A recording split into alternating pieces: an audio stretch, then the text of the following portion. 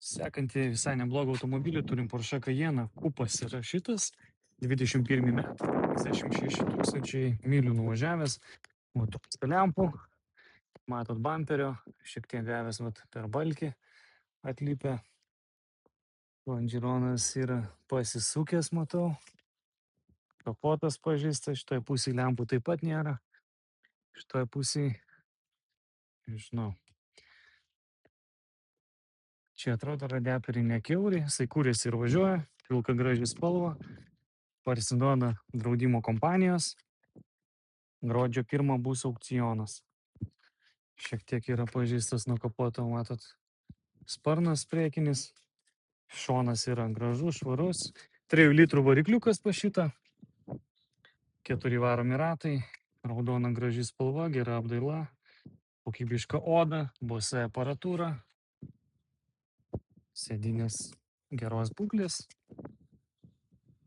Čia viskas irgi atrodo labai gražiai, didelio panorama, tamsios lubos. Porsche'as viduje yra Porsche'as, kaip bebūtų vis tiek.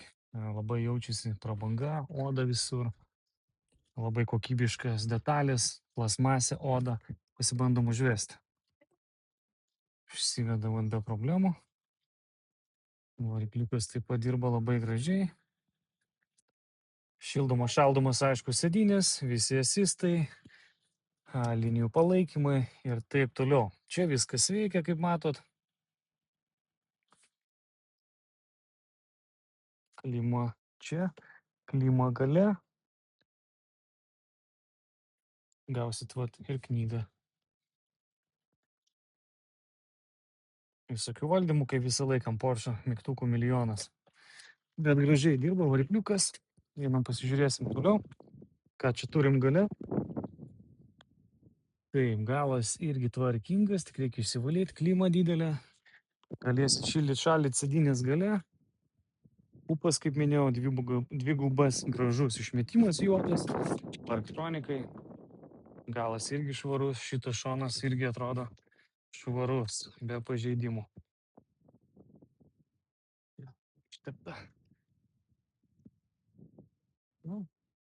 Daužimas į priekinę dalį. Jeigu kam įdomu, chebrytė, susisiekit ir padėsim nupirkti.